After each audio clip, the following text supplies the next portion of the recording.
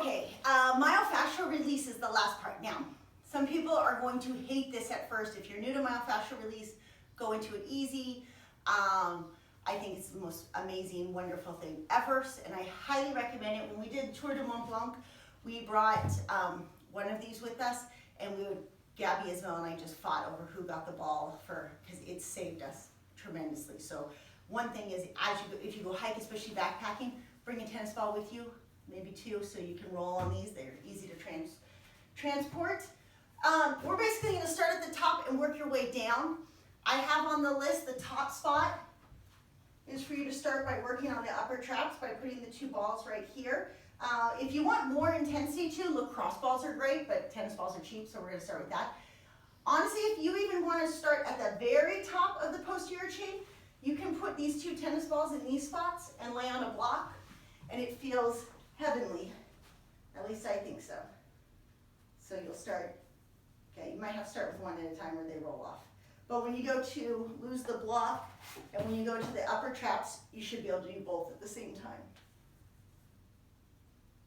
And for each of the myofascial, hold them for about a minute, maybe even 2, 3, 4 minutes if you're loving it.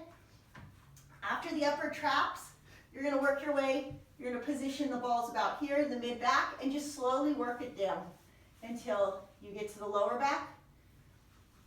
From there, when you go to work the glutes, we're just going to use one ball at a time. You're going to start with the ball right here in the middle of your tushy. Bend the knees. And then just let that one leg, whichever side the ball's on, so my left leg, let the knee fall out to the side and then roll it back. Sometimes you have to roll around to find the spot that feels amazing.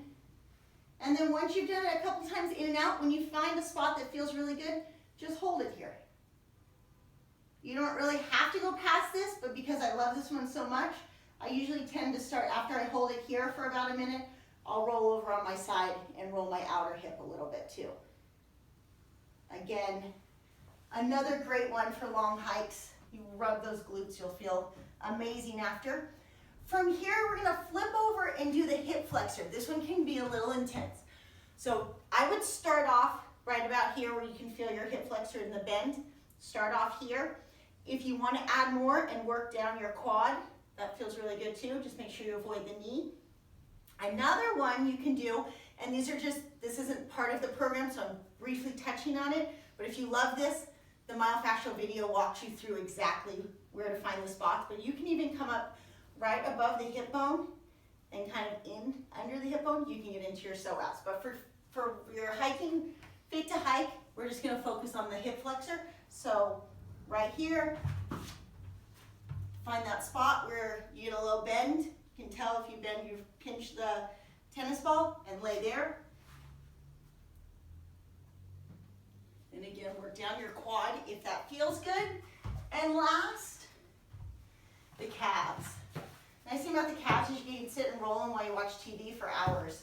So, easy as this. You're gonna just start in one spot. You can start going by cross grain, rubbing the ball side to side. As you find a spot that feels really good, aka painful, you can hold right there. You can start working it lower when you're ready.